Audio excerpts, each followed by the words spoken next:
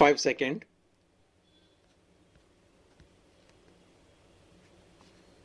Start. The power of an independent republic to levy and collect tax forms part of its inherent sovereign functions, and such power is circumscribed only by the requirement of being within the authority of law. Article 265 of the Constitution of India envisages the same.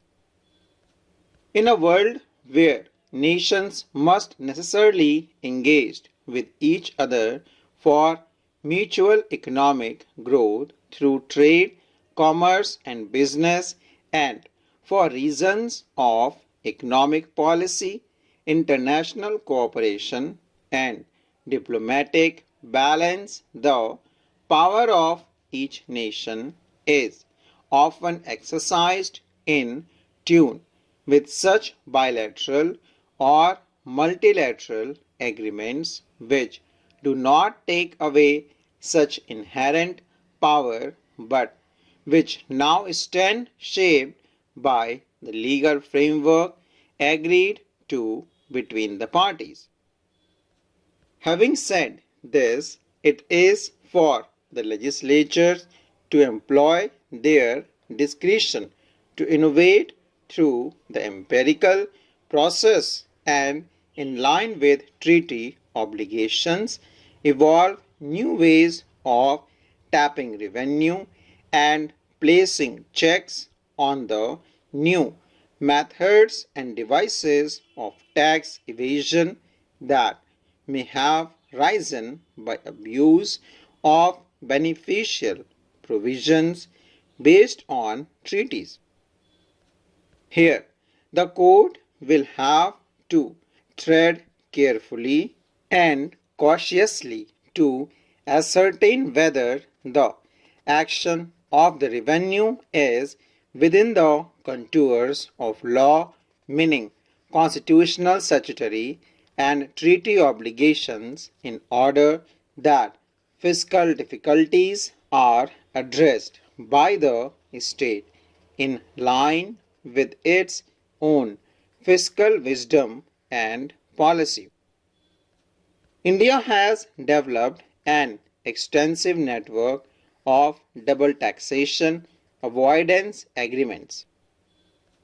Among these, its treaty with Mauritius has been particularly significant, shaping pattern of foreign investment since the early 1980s and is germane to the present case. The India-Mauritius Double Taxation Avoidance Agreement, signed in Port Louis on 24 August 1982 and effective in both jurisdictions from 1983, soon gave rise to what became known as the Mauritius route.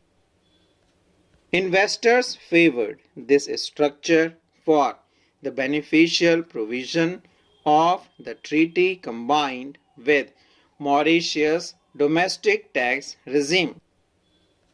While this significantly helped foreign capital inflows, it also attracted mounting scrutiny. Concerns were raised that the treaty entered into with the intent to prevent double taxation was being used to achieve non-taxation, particularly in respect of capital gains. Entities were incorporated in Mauritius solely to take advantage and treaty benefits. This created serious issue of treaty shopping, tax avoidance, and the integrity of the international tax system. Over time, judicial and legislative responses were developed to address these challenges. After deliberations in 2016, India and Mauritius signed a protocol providing that the DTAA would shift away from a residence-based system for the taxation of capital gain to source-based system to restore balance and prevent abuse. However, as global investment structure grow increasingly complex with multi-country reach, interpretational issues continue to surface. These issues have once again come before this court in the present matter arising out of the taxation of capital gain from the sale of shares of a Singapore-based entity deriving substantial value from its Indian operations. The transactional involvement of the relevant investment entities based in Mauritius raise significant questions as to the reach of treaty protections, the relationship between treaty provisions and domestic tax law, and the principles that must guide the grant or denial of treaty benefits. The authority for advance ruling observed that the exemption granted to a resident of Mauritius applied only to capital gains arising from the alienation of shares of an Indian company. In the present case, however, the capital gain arose from the sale of shares of a Singapore co, and hence the transaction did not qualify for exemption under the Mauritius Treaty.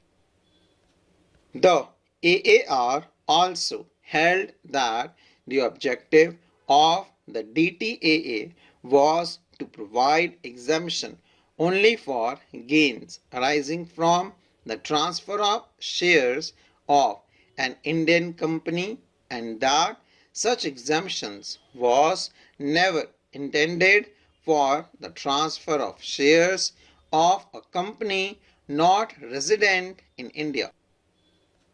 Furthermore, the AAR held that there was no foreign direct investment made by the respondent companies in India, and therefore no question of participation in investment arose.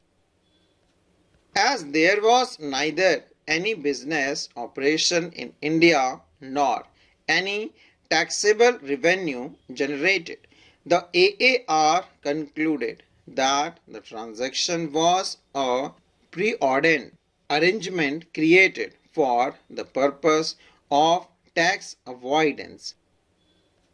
It was therefore held that the transaction was prima facie designed for avoidance of tax and qualified as an arrangement under the law. Accordingly, the bar under clause 3 of the proviso of section 245R(2) of the Act was found to be applicable. The Income Tax Act 1961 in the matter of corporate taxation is founded on principle of the independence of companies and other entities subject to income tax. Companies and other entities are viewed as economic entities with legal independence vis-a-vis their shareholders, participants. It is fairly well accepted that a subsidiary and its parent are totally distinct taxpayers. Consequently, the entities subject to income tax are taxed on profit derived by them on a standalone basis, irrespective of their actual degree of economic independence and regardless of whether profits are reserved or distributed to the shareholders participants. Nowadays, it is fairly well settled that for tax treaty purposes, a subsidiary and its parent are totally separated and distinct taxpayers, full stop.